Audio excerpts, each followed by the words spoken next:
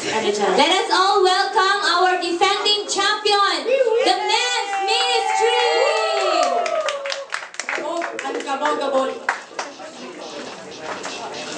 Sounds please.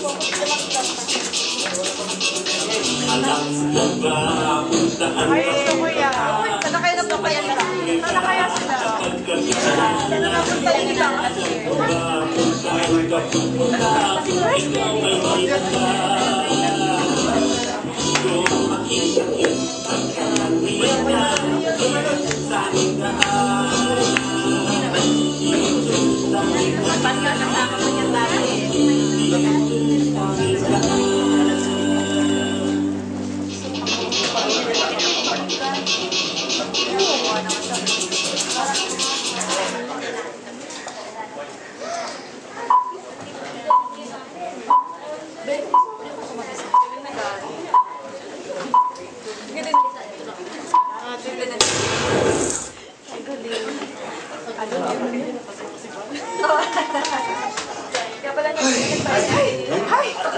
Galing ko po kami sa national presentation. Oo nga. So, Magandang hapon po sa inyo lahat. ang hapon naman bro. Salamat sa pagkakas. Okay, so kinakabahan ba kayo? Medyo. Galing yung mga sumunod na kayo mga tapos na kalaban eh. Kaya Pero ako, maganda God's yung... grace, kaya yan. Yan. Yung star si Kuya Eman eh. Masyado akong... basta pagdating kay Lord Street. Yan. Tama. Ay, napapansin ako. Asan ba tayo nung last Friday? Christmas party saan? Last Friday sa Faith Park yata yun. Sa Faith Park. Galing ko ba dun eh? Oo, nakikita yun. Tama, may marami. Di ba? Ay, nako, may sasabihin ako sa'yo. Ano yun? Di ba, sa Creek Park? Ang dami magaganda. Oo, nakita mo ba yung nakita ko na yun? Oo, di ba? Dami nag-sexy dun eh. Oo. Yun ang sinasabi ko sa'yo. Oy, yun ang sinasabi ko. Di ba? Alam mo ba Pero, yung... marami tayong nakitang maganda doon, di ba? Pero marami din tayong Grabe yung mga ginawa doon. Actually, para sa akin, although okay lang naman yung party, pero siyempre, Pero, Buboy, may tanong ako sa inyo.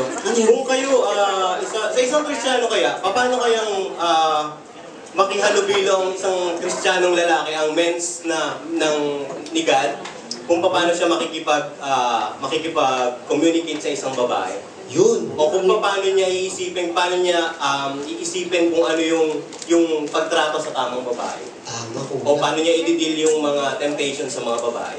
May idea ba kayo kung anong meron kayo? May naisip ako dyan eh. I know, naiisip mo rin eh. Naisip mo rin. Ayaw, ako rin, isip yun. Pero hindi na natin iisipin. Gagawin na natin. Sige, ganito na lang. Since, bigyan po namin kayo ng isang dula na mapapakita po namin kung paano po ang isang babae na Kristiyano ay dapat pipiliin niya ay isang lalaki din po na Kristiyano. Ganito po yan.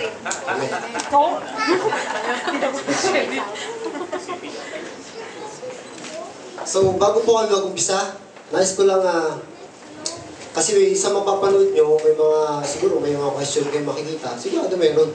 Tsaka, bakit ganun? So, bilang men's ministry, I believe lahat ng ministries may goal. Diba? Sa isang ministeryo, may goal kayo na dapat hangarin. Sa amin, bilang men's ministry, ang goal po namin, number one, is kung ano yung purpose ni Lord sa amin bilang lalaki na Christian, kung paano kumilos bilang lalaki, makihalubilo bilang lalaki, at yung isa, lalo na sa temptation, di ba? Number one, ang lalaki na mahina, pero ito po yung goal namin upang ipakita sa inyo na as a being a men's na nasa kay Lord, matutulungan niyo po kami or mga men's para magbago. Actually sa Bible, marami pong sitwasyon na dumaan. May mga storya kung saan ay katulad na lang ni Jose. Kilala po ba si Gino Jose? Si Joseph, di ba? Ba't po siya? Tinempt siya, nahinaras, di ba? Ganun pa. Sino pa? Si David. Di ba? Sumilip. Di ba? Sino pa po ba? Si Samson. Kilala ba si Samson? Mamaya makikita niyo kung sino si Samson. Tandaan niyo si Samson. Si Samson, nakipag-relationship sa isang prostitute. Pero, ano nangyari sa kanya dahil sa kagagawa niya? Diba? So, sa aming dula po, meron pong isang main character, ito po yung tatawagin natin palay. Palay ha? Palay. Na, yung prostitute ilalagay natin sa salitang palay. Sa gagawin namin, para maintindihan nyo na yung palay is parang siya yung prostitute, parang ganun. Okay? Okay. So, sit back, relax, and enjoy.